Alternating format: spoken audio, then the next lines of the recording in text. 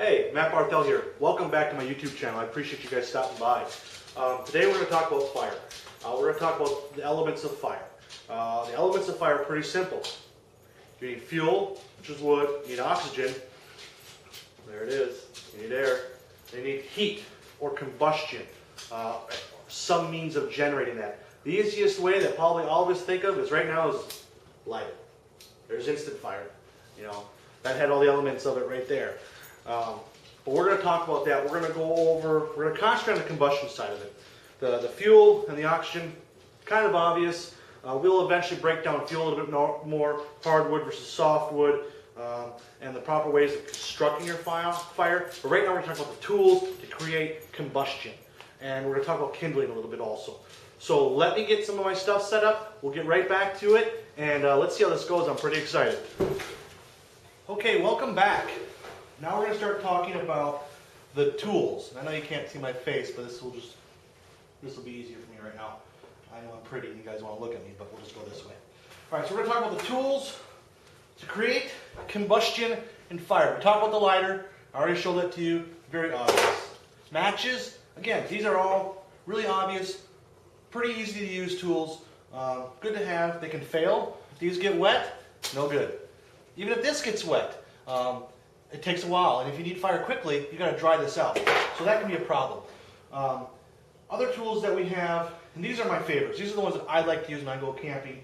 Are the fire steels or a ferro rod, and I've got all kinds of different kinds of these ones. You know, here's just a little tiny little ferro rod that you just basically take a metal object like a back of your knife, which is what I prefer, and strike it to create sparks.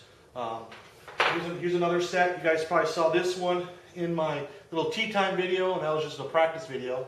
This one has its striking device, a little saw blade. I'm not a fan of the blade. I prefer using the back of a knife. But these are great because you can get these wet and they still work. Here's another version of it. I believe this is, what is this one? This is actually called a fire steel, and you got your still striking one. See if you see some sparks. Don't tell my wife I was doing this in the house. So here's another one of those. I've got these little rods made by a company called firesteel.com. All right, these are great, and they're a little different than those ferro rods because they're a mesh metal. They're a little bit softer, so when you can kind of shave these, and the shavings ignite, and they'll create a little bit longer burst of flame or burst of energy. And they come in all kinds of different sizes. They even have some pretty small ones. And firesteel.com, go check it out. I mean, if this is something you want to buy, they're inexpensive. I bought these pretty cheap. And I have one of these in my Leatherman case. My Leatherman and this, there I go.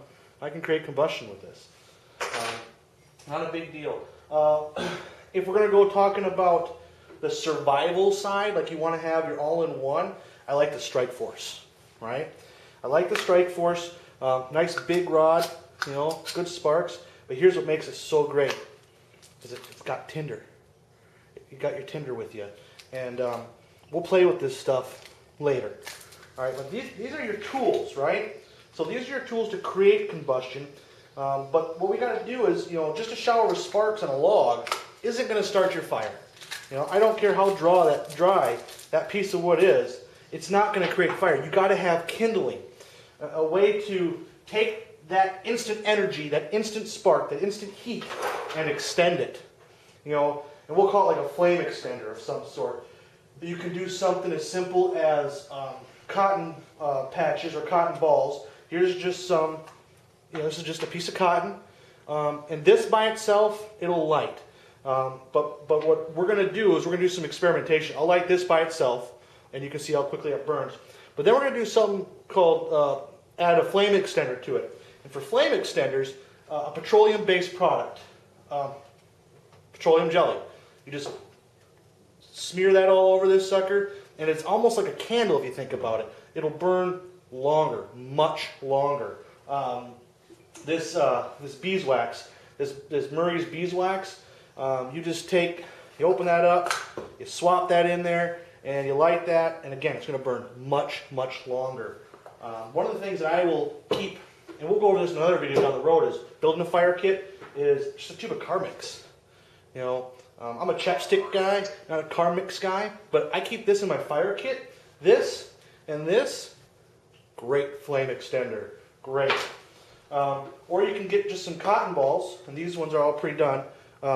They're covered in Vaseline or petroleum jelly, whichever you prefer. And again, it'll burn a lot longer. And I will show you that. A regular cotton ball versus that. You can do hand sanitizer. This is some free hand sanitizer my wife got somewhere. And I'll throw this in a kit sometimes. And you just throw some of that down, it'll burn.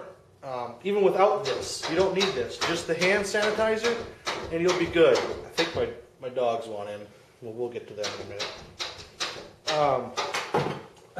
Or you can use chapstick. You can literally take a tube of chapstick, take a piece of it off, roll it in some dry grass, lots of dry grass, and that'll work. Now, I've never done that.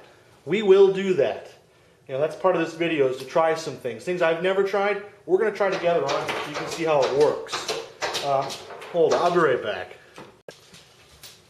Alright, I apologize about that rude interruption from my boys. They wanted in.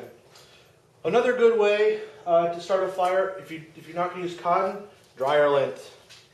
And some people are like, oh, that's kind of gross. It's free, so how is it gross?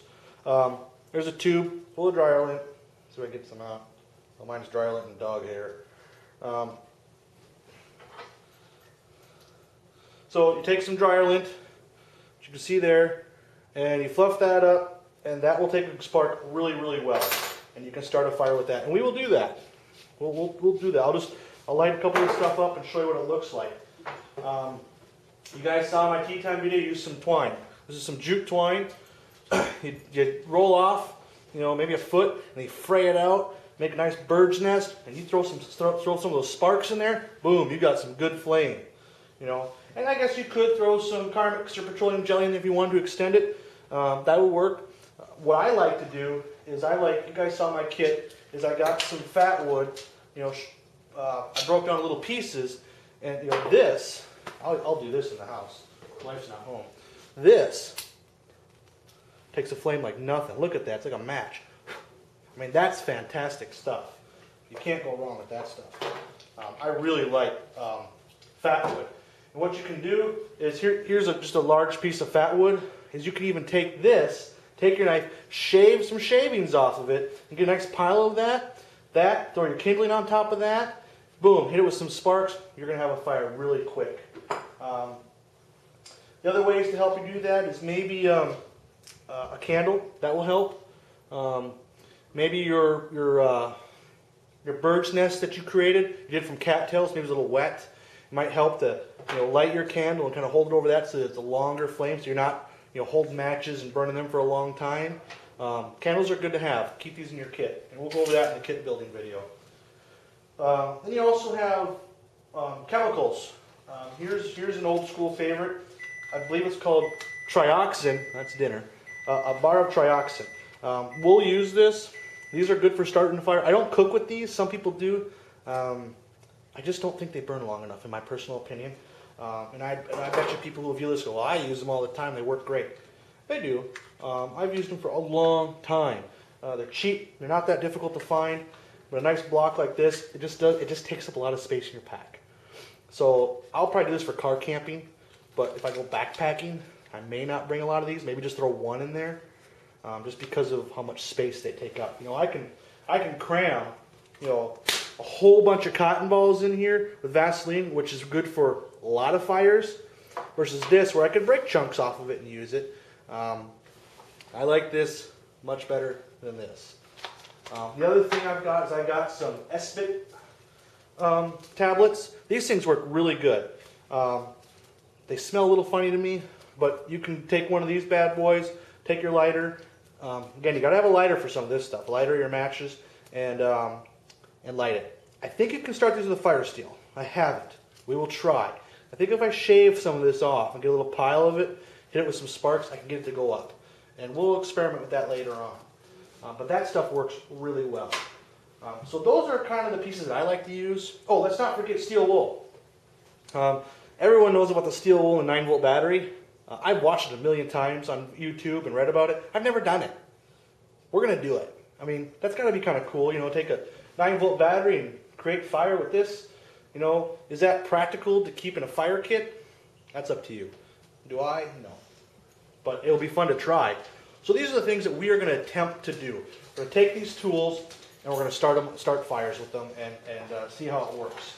And the other one that I like is wet fire. This is a great emergency one because this you can literally dunk underwater and it'll be fine. So I pull it out and light it and you're good. And we're going to do all this. We're going to do it all together. So let's get a couple things set up. We're going to get a couple stations set up outside. Can't do this indoors. And we're going to start a couple fires, small ones, not big ones. And let's see how it works. Let's have some fun. I'll be right back with you.